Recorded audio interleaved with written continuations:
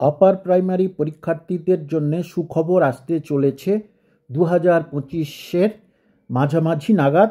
এটা সূত্র মারফত জানতে পারা গেছে গতকাল এবং আজকের ঠিক 12টা-1টা নাগাদ। যদিও কয়েকজন সাংবাদিক এই প্রসঙ্গে তারা বলেছে যে দ্বিতীয় কাউন্সেলিং যদি দেরি হয় তাহলে কি হবে, কিন্তু আপনাদের সামনে পরিষ্কার করে আজকে তথ্য দিয়ে দিচ্ছি যে কেন স্কুল সার্ভিস কমিশন নতুন আপার প্রাইমারি টেটের বিজ্ঞপ্তি দেওয়ার সিদ্ধান্ত নিয়েছে। তার কারণ দেখুন, যে 11 নভেম্বর থেকে বাংলা মাধ্যমের স্কুলগুলোর জন্য কাউন্সেলিং শুরু হয় এবং আজকে গতকাল ধরে বলছি 24 তারিখ পর্যন্ত মোট 8091 জনের কাউন্সেলিং হওয়ার কথা। এটা মোট কাউন্সেলিং মানে 27 নভেম্বর পর্যন্ত, কিন্তু দেখা যাচ্ছে যে 23 নভেম্বর পর্যন্ত মোট কাউন্সেলিং হয়েছে 6352 জনের। তার মধ্যে অনুপস্থিত এবং সুপারিশপত্র প্রত্যাখ্যান করে 2 মিলিয়ে সংখ্যা 1598।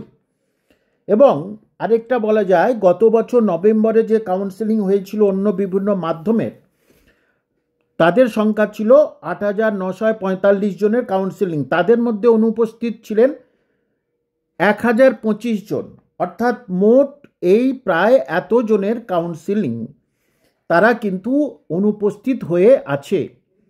এখনও 4 দিন বাকি আছে, 27 তারিখ পর্যন্ত শেষ হবে।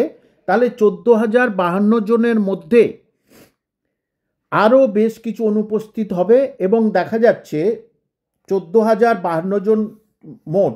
তার ভিতরে বিশেষজ্ঞদের অন্তত পক্ষে বোঝা যাচ্ছে যারা স্কুল সার্ভিস কমিশনের সঙ্গে জড়িত, তাদের সূত্র মারফত যেটা জানা যাচ্ছে সেটা হলো মোট 4 থেকে 5,000-এর মতো অনুপস্থিত হওয়ার সম্ভাবনা। তাহলে এই 4 থেকে 5,000 যারা ওয়েটিংয়ে আছে তাদের সবার কপাল খোলার কথা, কিন্তু 100 পয়েন্ট রোস্টার অনুযায়ী স্কুলে যে নিয়োগ পদ্ধতি চলে আর কি, সেই 100 পয়েন্ট রোস্টার অনুযায়ী কিন্তু অনেকেই সবার শেষে ওয়েটিংয়ে থাকলেও চাকরি পেয়ে যেতে পারে, আবার অনেকে 3 বা 4 বা 5 নম্বরে থাকলেও চাকরি নাও পেতে পারে। বিভিন্ন ক্যাটাগরি অনুযায়ী, বিভিন্ন বিষয় অনুযায়ী কিন্তু আমি বলছি। যেমন যদি কোনো এসসি মহিলা, শিডিউল কাস্ট মহিলা, তিনি যদি প্যানেলে থাকেন ওয়েটিং লিস্টে, তাহলে তার ক্ষেত্রে আমরা 4 রকমের সুযোগ পেতে পারি। 1, তিনি ছেলেদের প্যানেলের ভিতরে প্রবেশ করতে পারেন। 2, তিনি ওবিসি যদি না থাকে ওবিসিকে টপকে যেতে পারেন। 3, তিনি জেনারেলদের টপকে যেতে পারেন, অর্থাৎ ওবিসি এ, বি এবং জেনারেলদের টপকে তিনি কিন্তু তার জায়গা করে নিতে পারেন। কিন্তু আদার হ্যান্ড যদি একটা জেনারেল ছেলে থাকে, জেনারেল ওয়েটিং লিস্ট থাকে এবং তার যদি খুব কাছাকাছি থাকে ওয়েটিং লিস্ট উপরের দিকে থাকে, তার ক্ষেত্রেও হয়তো তার ভাগ্যের শিকে নাও ছিটতে পারে। কারণ 100 পয়েন্ট রোস্টারের দেখা যাচ্ছে যে যারা এসসি এসটি এরাই কিন্তু বেশি সম্মান, এরাই কিন্তু বেশি সুযোগ পান। এটা বামফ্রন্টের আমল থেকে হয়ে এসেছে। যে যদিও ক্যাটাগরি ওয়াইজ এবং জেন্ডার ওয়াইজ প্যানেল তৈরি হয়, কিন্তু শেষের ক্ষেত্রে দেখা যাচ্ছে যে যখন কোনো ক্যান্ডিডেট পাওয়া যায় না, তখন অবশ্যই এসসি এসটি ওবিসিদের ক্ষেত্রে কিছু সুযোগ সুবিধা দেওয়া হয়, কিন্তু জেনারেলের ক্ষেত্রে অধিকাংশ ক্ষেত্রে দেখা যায় সেটা পিছিয়ে যায়। তবে যারা মহিলা আছেন, বিভিন্ন ক্যাটাগরির পিছনের দিকে আছেন, তাদের ক্ষেত্রে কিন্তু অনেক সুবিধা, এটা আমি বলে দিলাম।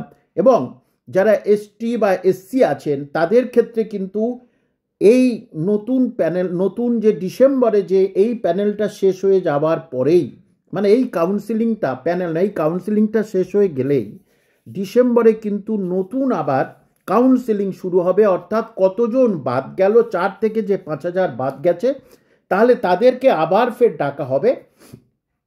এবং যদি দেখা যাচ্ছে যে কোনো বিষয়ে আর হচ্ছেই না, যেটা বামফ্রন্টের সময় দেখা গেছিল 2001, 2, 3, 4, 5 পর্যন্ত দেখেছিলাম আমি, যে অনেক শূন্যপদ একেবারেই পূরণ হচ্ছে না, সেই জন্যেই সেইগুলোকে ধরে রেখে এবং নতুন এই যে এত বছর ধরে এক যুগ যে শূন্যপদ হয়নি, ক্রিয়েট হয়নি, সেই এক যুগ শূন্যপদের অনেক বেশি ক্রিয়েটিং নিশ্চয়ই হবে। এতদিন অনেকে রিটায়ার হয়ে গেছেন, কিন্তু সেই পদে তো এরা যেতে পারবে না, কারণ সেগুলো ডিআইয়ের কাছ থেকে অ্যাপ্রুভাল নিতে হবে।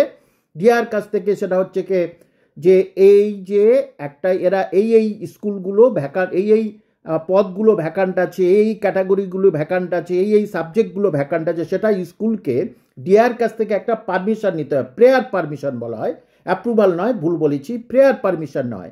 তারপরে সেই অনুযায়ী নিয়োগ হয়। সুতরাং নতুনদের জন্য সুযোগ আসছে।